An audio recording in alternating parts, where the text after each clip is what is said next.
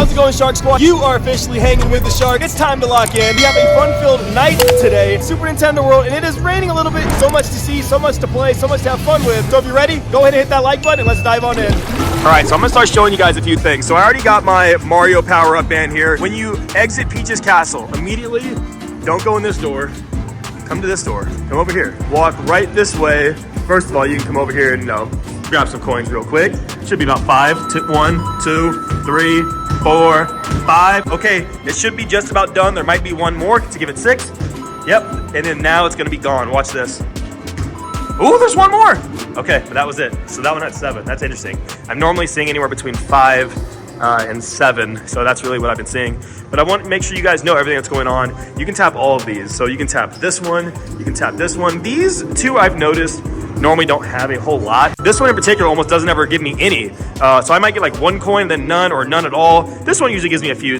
This one I think gives me 1. Yeah, 1. And then this is the big one. This one will give you quite a few, I think. Yep. So that's a big one. And I like this one because it has an animation where it goes all the way up as you hit it. So I'm gonna go in there and just give it a little tap. You'll notice there is a little Mario logo that you're supposed to tap, and that's how it works. Look, but this was really the thing that I wanted to point out and make sure you guys knew to come over here was for this reason. When you're in the land, you want to look for these. There's actually 4 of them, and I'm gonna get one of them right now. Put your band up against it, and then a little character will appear on the wall, just like that. I'm gonna show you guys where all of them are. I'm gonna show you how to find all the 8-bit characters, and the first one is right here in Peach's Castle. I definitely still haven't gotten tired of walking around and hearing that music, seeing Peach's Castle behind me. I definitely haven't gotten tired of that. Seeing just massive piranha plants everywhere.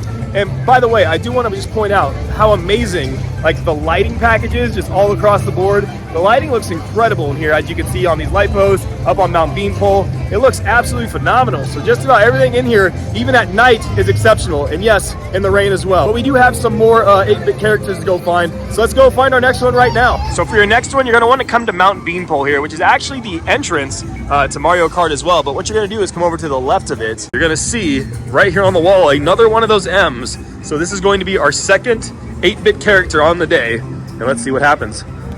There's our scan, and our character should be coming up. I think this one's Mario. Yes, this one is in fact a Mario scan. I didn't stay for too long, so let's do that again, just so you guys can see that one. There you go. There's our 8-bit Mario. So absolutely everything within Super Nintendo World is gamified, and that includes going around the land trying to find stamps. So the Universal Studios Hollywood app has been updated to have a Super Nintendo World section, and that section has stamps that you can go around the land and try to earn. As of today, there are 128 stamps to collect, so you want to go around trying to collect them, and the 8-bit characters are just one of the many stamps that you can collect. You also get coins with each character, and then once you find all of them, you also get an extra stamp that just signifies that you found all of them. So right now, I'm going to show you guys where 8-bit character number 3 is. Right next to Toadstool Cafe, Mario Kart is up there up top, but under the swamp is where you're going to want to come.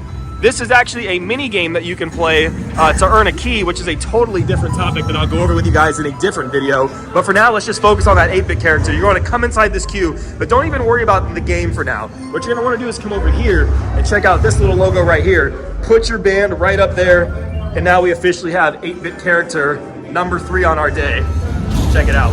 And last and finally, yes, the last 8-bit character is in fact a little bit tricky, so I'm going to show you exactly how to find it. For your very last character, you're going to return to Mount Beanpole here in the Mario Kart attraction, and you're going to come over here where Bowser Jr.'s little attraction is. Again, we'll have to talk about that in a totally another video. There's so much going on, guys. There's so many guides I need to make, so just stay tuned. I'm going to keep making comprehensive guides and everything in here, but you're going to want to walk over here, and there's actually going to be a stair set. Yes, I bet you didn't know there were stairs and that you could go upstairs in Super Nintendo World. Well, today you have officially learned something new. Once you get to the top of those stairs, you'll notice everything is lit up so amazing up here. It kind of has that eerie underground feeling. You'll even hear the music sometimes going dun dun dun dun dun dun. But right out here, right before you get onto this little walkway, which actually has an overlook of all of Super Nintendo World, kind of hidden, a little sneaky on this one, isn't it? Another logo. Let's put it up.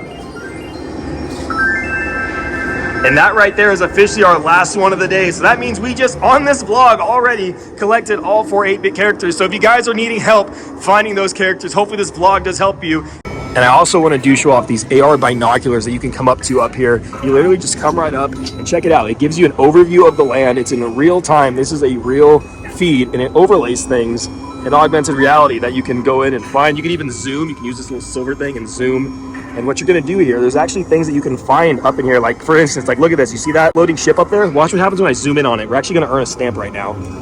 Look, I just zoomed all the way in it, and now look, I actually just found a key here with this ship. But isn't that cool? You can zoom in and find things like that. And look, now I'm back in the world. So there's some crazy stuff within these binoculars that you have to pay attention to. And I also want to point this out for anyone that says Universal Studios Hollywood doesn't have a lot of nighttime spectaculars. Check this out. As far as I can tell, inside the AR binoculars here, it looks like there is quite a nighttime spectacular here at Super Nintendo World. Look at all of these fireworks in the sky.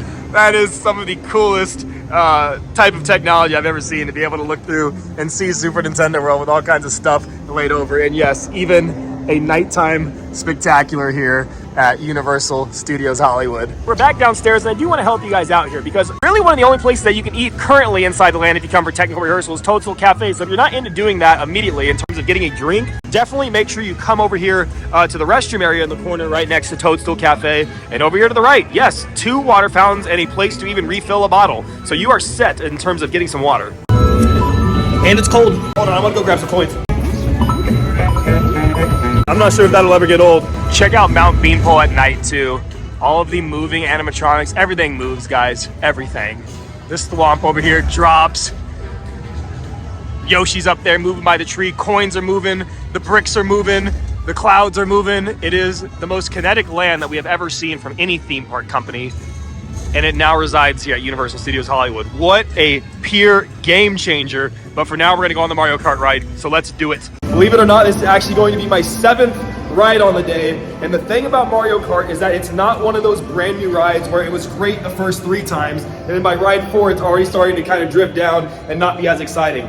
Mario Kart gets better and better every single ride because you learn more every single time you ride. You learn how to get a better score, and you are then competing with yourself every single time that you come on the ride, trying to do better and better. So because of that, Mario Kart is a ride with each ride, it gets better. For me, Mario Kart started after my first ride, I gave it an 8 out of 10. After my second ride, I moved it to a 9, and ever since I kept it as a 9. But I'm telling you guys, the more I ride it, I might actually take it up eventually like a 9.5. It's very good. My honest opinion though about this attraction is that I think, ironically, what we're walking through right now, the queue is the only area of this attraction that I kind of believe could have been taken up a notch. It's only one area. I think the 2 pre-shows that we're actually about to get filed into are the areas where the ride could have been taken a little bit higher. Mainly because in the pre-shows, they don't really say anything to you. It's kind of quiet. You're just watching a screen.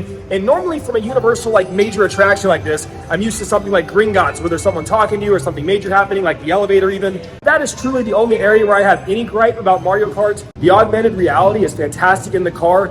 Again, my only complaint there is probably the field of view. I think it'd be nice to be able to see more within the lenses, but the sets are phenomenal. The sets that you go through, the actual physical sets are amazing. The technology is amazing in terms of you can hit a physical prop, you can hit the other ride vehicle with your AR shells. By the way, let's talk about that if you don't know. Mario Kart ride, you can actually shoot shells at people and you're looking at it through like an AR augmented reality goggles. So you're seeing fake shells going out in real time, like hitting villains, and like you can also hit the ride vehicle next to you and stuff. And the cool thing about it is those shells respond to things that are real. Like they respond to like the real walls or the real ride vehicle or props that are in the ride. Really cool technology. My complaint about field of view is an interesting one. Sets are perfect and everything else is perfect. So let's say 5 years from now, that augmented reality technology just skyrockets and it goes crazy. If they improve the field of view and put that into Mario Kart, all of a sudden this attraction becomes even better without having to do much. They just have to change out like the goggle system, right? And that is something I'm so excited about, is that this attraction, if they want it, I don't know if they do, I'm just speaking here. If they wanted it to, it's an attraction that they could technically improve. But right now we are stepping into that room that I've been talking about in terms of like the pre-show and stuff. This is that room where I just feel like nothing too much happens. Like they just show you these screens, but you know, I can't complain too much because this ride is phenomenal. It's just this. This is the Achilles heel, in my opinion, of the entire land.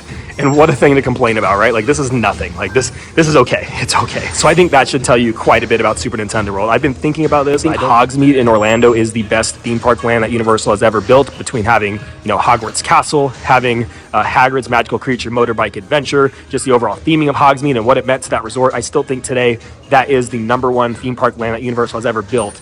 But man, this is a close second right there with Diagon Alley. Like this is up there. I just got done riding it, guys. That was a lot of fun. The augmented reality technology is insane. Look at these headsets. I can even take you guys inside for a quick little peek. Look at that. You can look down and see how many shells and coins you have. That's what it looks like through my eyes. A lot more clear, obviously, in my eyes, but it's so much fun, guys. Now we're heading into the exit gift shop. This is the gift shop. Thank you so much. This is the gift shop that you come into right when you get off Mario Kart. And look how amazing it is with all these like gears moving and things happening pretty much everywhere you look within this world. And of course, right over here, guys, in the back, if you come over to the store, they are selling the power-up bands. And yes, I went with the Mario, and this is how you do things within the land, or with these power-up bands. But this isn't the main place to get power-up bands. If you want to get a power-up band, you're actually going to want to use these vending machines that are over here. These vending machines over here on the wall is exactly where you want to go if you want to purchase a power-up band. It's actually a really cool idea. They even have a queue set up for it and everything right here. But you literally just go up to these monitors. Here, I'll show you. So you just go up to these monitors, you hit shop, right? And then once you're in, you can essentially select which one you want to do, go through the entire purchasing process here, put in your card, do all that stuff. And then on the bottom here, your power-up band will come fully packaged and ready to go. You just go ahead and grab it, and then once you have it, you're ready to go into the land and have some fun. But for now, I'm actually gonna go on to ride number 2, I guess, of the vlog. I'm losing track. I'll check in with you guys after this next ride. It's now 7 p.m. and that means it is time to go home through the green work pipe. So that's gonna be it. If you guys enjoyed this video, don't forget right now to hit that like button, go ahead and subscribe, and I will see you guys in the next Super Nintendo World vlog by Shark Squad. Let's go. You're in. I need a shout to the theme park shark. When I'm on it, yo, my scheme's real hard. Hitting rappers from every direction, y'all are starving. Till I swarm on you with the shark fin. Met coming after y'all. These rappers be the fake type, yeah. Fin crack the surface like a great white.